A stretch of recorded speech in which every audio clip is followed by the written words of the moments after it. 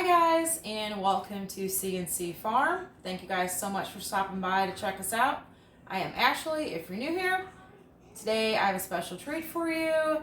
This starts the beginning of Crocktober. This awesome collab is put on by Kettle Kitchen and JENI'S Scratch Made Kitchen. Thank you guys so much for including me in this collaboration. I cannot wait for all these great recipes. I am a Crockpot fanatic, not just, in the fall and winter. I'm all the time. If I can cook it in the Crockpot, I try to, because that's just one less thing I have to do, and dinner's ready. But today I am bringing you guys a little bit something different in the Crockpot. It's not a dinner, it's not a dessert, it's not a breakfast. Well, it could be a breakfast. It could be a breakfast. But I am going to show you guys how to make pumpkin bread in your Crockpot. And I will say this is the most moist bread, like out of pumpkin, zucchini, banana, any kind of breads like that style of bread. This is the most moist recipe that I have found to date. So I'm going to share that with you guys today. So first what we're going to do is add 1.5 cups of flour to this bowl.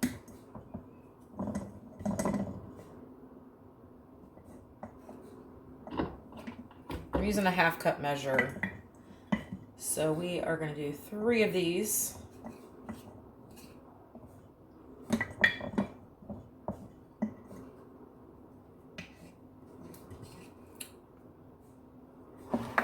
And then we are going to add, it's about a teaspoon, I'd say maybe teaspoon and a half pumpkin pie spice.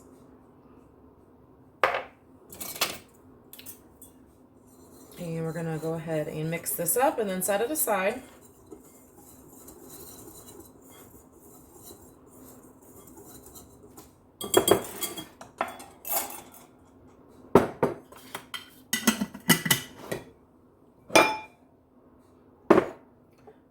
Now we are going to add 2 eggs.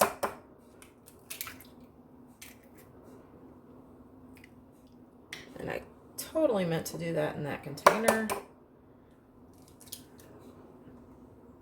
These are a batch of these eggs that I'm using were in a hidden stash from one of our hens. So I wanted to be sure I put them in a separate bowl just to make sure, they looked all right, smelled all right, all of that. So we've got our eggs. We're going to go ahead and gently mix those up. And now you're going to add 1 15-ounce can of pumpkin. Now this is not pumpkin pie filling. This is your pure pumpkin.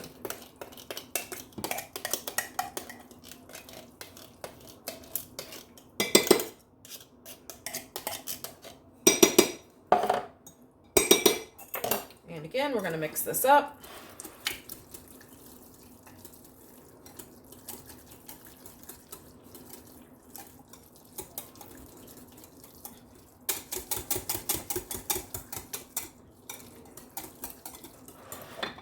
All right, now we are going to add a 1/2 cup of brown sugar.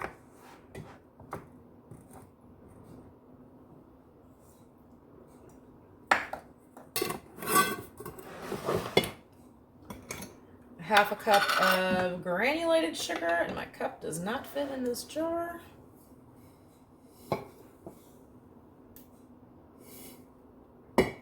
And I have slightly less. My husband's a diabetic, but that's okay because he does not eat anything with pumpkin. And we are going to backtrack for 1 second because I completely forgot to add our 1 teaspoon of baking soda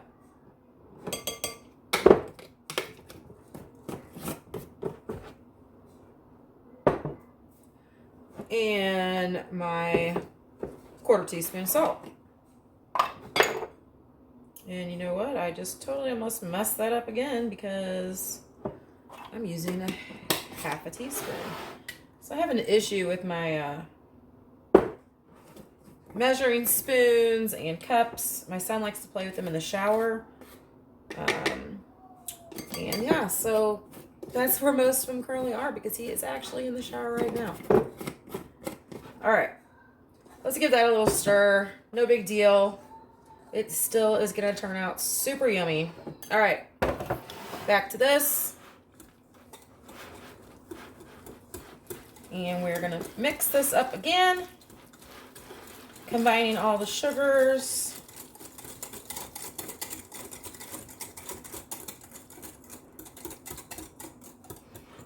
Now the recipe doesn't call for it, but I like to add vanilla to like all my sweet baked goods, you know, even if it doesn't call for it, but that's just me. So we are gonna add a little bit of vanilla. All right, now we are going to combine our dry ingredients with our wet ingredients. And you're going to want to just mix these until combined.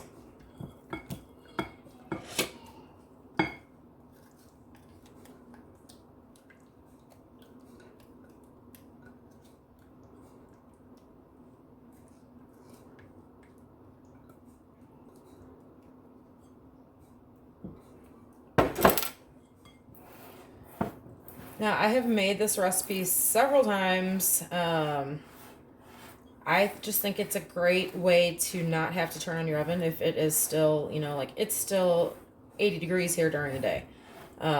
So sometimes I put my crock pot outside and plug it into our outlet outside as well. But again, I mean, around the holidays, everybody eats extra amount of bread and carbs and all kinds of stuff like that. And this just frees up more oven space for you to make more items in your oven while this is cooking in the crock pot. So I thought this was a very unique recipe when I ran across it. And like I said, I've made this several times. I will say though, the first time I made this, I do remember it's very, very moist. Very, very, very moist bread. And I was like, I thought it wasn't done, you know, and like, this is not done, but it actually was done. The next time I made it, I did just add a few more minutes to it because it's super moist. So, that extra couple minutes that I left it in the next couple times didn't hurt it at all.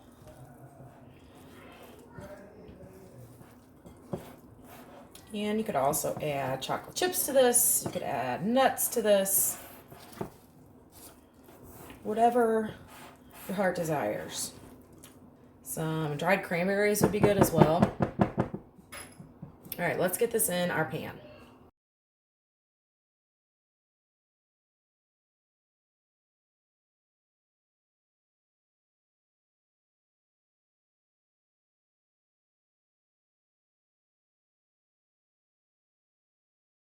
So you're going to add 2 cups of warm water to your crock pot. And you are going to place your bread inside.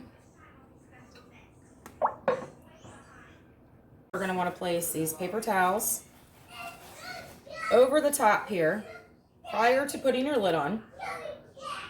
And this will help with the excess moisture. If by chance you do notice that it's getting, you know, like you need to change them out, by all means, go ahead, change them out. I've had to do that sometimes, and I've had to not do that sometimes. Now we are all set. We're going to turn this on high, and we're going to let this cook for about 3 hours. So my bread was done at 2 hours. The original recipe states 3. I know the first couple times I made it, it did take the full time, but I was using a different crock pot. So you just want to check it with a toothpick to ensure the doneness. I want to say thanks again to Tony at Kettle Kitchen and Jenny at Jenny's Scratch Made Kitchen for including me in this awesome collaboration. Be sure to check out all the other great channels participating in the description. I will put the links to their channels below. And as always, thank you guys so much for watching. And until next time, have an awesome day.